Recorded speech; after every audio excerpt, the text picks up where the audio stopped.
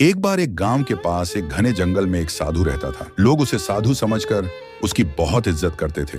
वह भगवा वस्त्र धारण करता और हमेशा शांत और गंभीर रहने का दिखावा करता। गांव वाले उसे भगवान का दूत मानते थे और अपनी समस्याओं का समाधान लेने उसके पास जाते थे। साधु अपनी कुटिया में रहता और हर आने जाने वाले को भक्ति और धर्म की बातें सुनाया करता।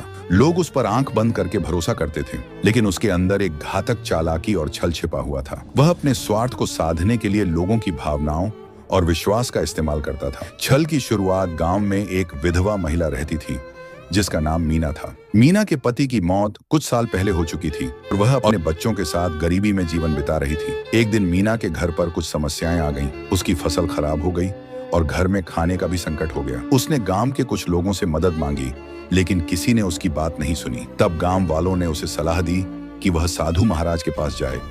उन्होंने कहा कि साधु के पास जाओ, वे तुम्हारी समस्या हल कर देंगे। मीना ने उनकी बात मान ली और साधु की कुटिया में पहुंची। साधु का छल मीना जब साधु के पास पहुंची तो उसने अपनी समस्या बताई और मदद मांगी। साधु ने उसे बड़े ध्यान से सुना और सहानुभूति जताई। उसने मीना को आश्वासन दिया कि उसकी सभी समस्याएं जल्द ही खत्म हो जाएंगी। उसने मीना से कहा कि वह भगवान का ध्यान करके उसकी किस्मत को बदल देगा। साधु ने मीना से कहा, तुम्हें बस मेरी बातों पर भरोसा करना होगा। भगवान तुम्हारी मदद जरूर करेंगे, लेकिन इसके लिए तुम्हें एक विशेष पूजा करनी होगी और यह पूजा सिर्फ मेरी कुटिया में ही हो सकती है। मीना साधु की बातों में आ गई।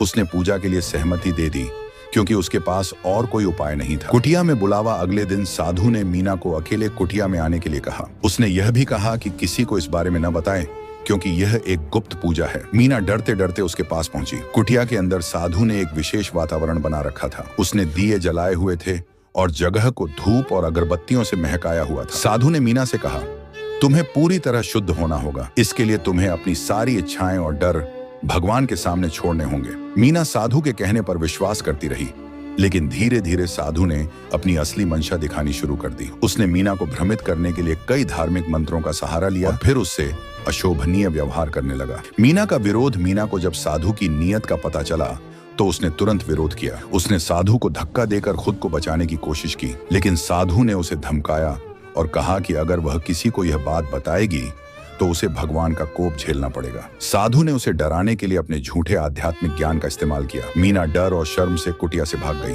उसने यह बात किसी को नहीं बताई क्योंकि उसे लगा कि लोग उस पर ही दोष लगाएंगे।